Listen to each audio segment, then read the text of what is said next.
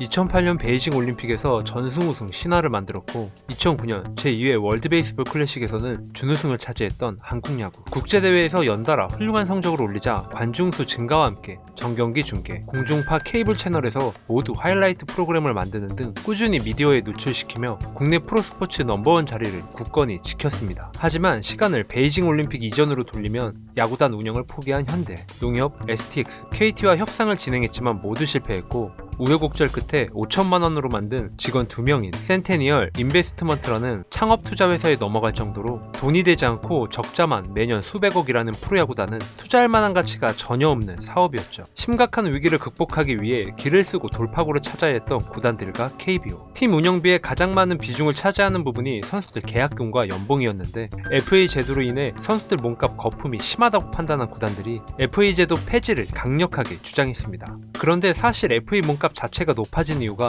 좋은 선수를 데려오기 위해 구단들끼리 서로 경쟁하다 보니 너무나 자연스럽게 몸값이 올라간 거죠. 결국 2008년 2월 14일 7개 구단들이 회의를 열어 FA 제도 폐지, 외국인 선수 축소 및 폐지, 무승부 폐지, 포스트 시즌 경기수 변경 등 여러가지 의견을 이사회에 상정하기로 했습니다. 프로야구가 죽느냐 사느냐 하는 위기 상황이라 선수들의 협조가 간절히 필요하다고 구단들이 한 목소리를 냈지만 선수들에게 일방적인 희생을 강요하는 FA 제도 폐지는 강압적이라고 느낄 수 있었던 상황. FA 제도가 처음 생겼던 1999년 이강철이 해태에서 삼성으로 이적한 후 10년 동안 유니폼을 바꿔 입은 선수가 채 20명도 안 되고 엄격하고 까다로운 보상 규정 때문에 일부 특급 선수를 제외하면 본래 취지였던 자유로운 이적은 꿈도 못 꾸는 현실. FA 제도 때문에 FA가 아닌 선수들 몸값까지 올랐다는 얘기가 나왔지만 이것 또한 FA를 앞둔 선수의 연봉을 무조건 많이 주면서 혹시 모를 이적에 대비해 보상금이라도 넉넉하게 받으려고 했던 구단들의 행동이었습니다. 성적과 연봉에 상관없이 FA 자격이 있으면 어떤 선수든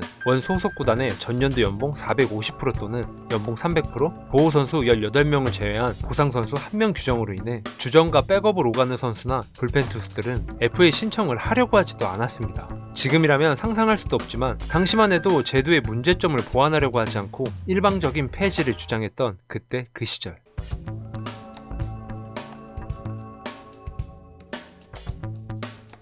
단장들도 FA 제도 폐지는 불가능에 가깝다고 생각하고 있었지만 안건을 상정하면서 경각심을 불러일으켜 거품을 빼겠다는 의도였는데 사실 FA가 없었던 시절에도 프로야구단은 모기업의 지원만을 바라보는 만성 적자 구조였죠. 그러나 FA 제도가 생기자 적자가 더 늘어났고 특히 계약 총액의 절반 가까이 차지하는 계약금이 구단들을 압박하는 상황. 결국 2008년 시즌 개막을 앞두고 FA 선수 타구단 이적 시 계약금 및 단연 계약 불가, 직전 시즌 연봉 50% 이상 인상 불가 발표. 이를 어길 시에는 선수 계약 무효, 위반 구단은 총재에 의해 5천만 원 제재금, 해당 선수는 임의탈퇴 신분, 그리고 계약에 참여한 구단 임직원은 2년 직무정지까지. 아주 강력한 제도로 인해 FA 선수임에도 계약금 없이 1년 계약만 가능하고 또다시 자격을 얻으려면 예전처럼 4년을 채워야 하는 구단들이 원했던 상황으로 흘러갔습니다. 단, 원 소속팀과 계약할 시 직전 시즌 몸값 50% 이상 제한 없음. 참고로 같은 해 일본 프로야구는 FA 자격 기간을 현행 8년에서 7년으로 단축하겠다고 발표했었죠. 베이징 올림픽 금메달로 2008년 13년 만에 500만 관중을 돌파하며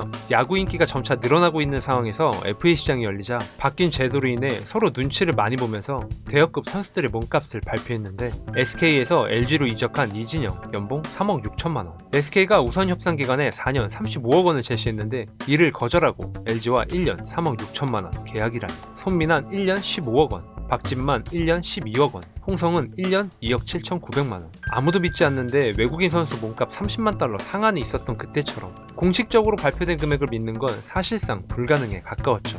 그리고 2009 시즌 역대 최다 관중을 돌파하자 분위기가 완전히 바뀌면서 구단과 선수연 모두 변화가 필요하다고 생각했고 결국 2009년 12월 단장 워크샵을 열고 1년 만에 타팀 이적 시 연봉 상한 50% 폐지, 그리고 단연 계약 인정. 규정이 바뀌긴 했지만 이번에는 시장 분위기가 달라져 FA 신청을 한 8명의 선수, 장성호, 김상훈, 박재홍, 최기문, 박한희, 강동우, 이범호, 김태균. 이 중 일본에 진출한 이범호와 김태균을 제외하면 타구단으로 이적한 선수 없이 원 소속팀과 계약. 2010년 역시 FA 신청한 4명의 선수 중 가장 많은 관심을 받았던 배영수, 박용택도 마찬가지로 원 소속팀과 계약. 나머지 2명의 선수는 최영필과 이도영이었는데 하나는 물론 다른 팀과 계약하지 못해 FA 미아가 되면서 2011 시즌 경기에 뛸 수 없었습니다. 보상 규정이 너무 과도하니까 준척급 선수들은 괜히 원 소속팀에 미운 털이 박힐까봐 자격이 있어도 FA 신청을 포기하는 경우가 많았죠. 해외 진출에 도전하겠다는 최영필과 KBO를 상대로 야구 규약, 효력정지 가처분 신청서를 제출한 이도영. 승소한다고 해도 이미 선수 생활에 대한 미련을 접은 상태였기 때문에 남는 것은 없었지만 후배들이 조금 더 좋은 환경에서 운동하길 바라는 마음으로 용감하게 도전했고 결국 2011년 8월 10일 FA 협상 실패 시 1년 자격정지 조항은 사라졌습니다. 그리고 시간이 한참 흘러 2020년 팀 내 연봉과 리그 전체 연봉으로 순위를 따져 선수 등급을 나누는 등급제 시행.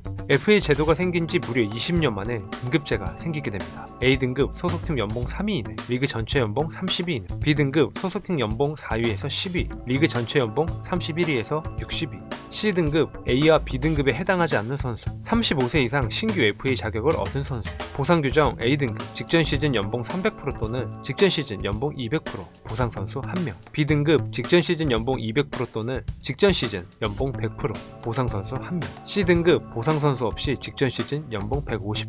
여러분들은 현재 KBO FA 제도에 대해 어떻게 생각하시나요? 댓글에 남겨주세요. 오늘의 영상은 여기까지입니다. 제 영상을 끝까지 시청해주셔서 진심으로 감사드립니다.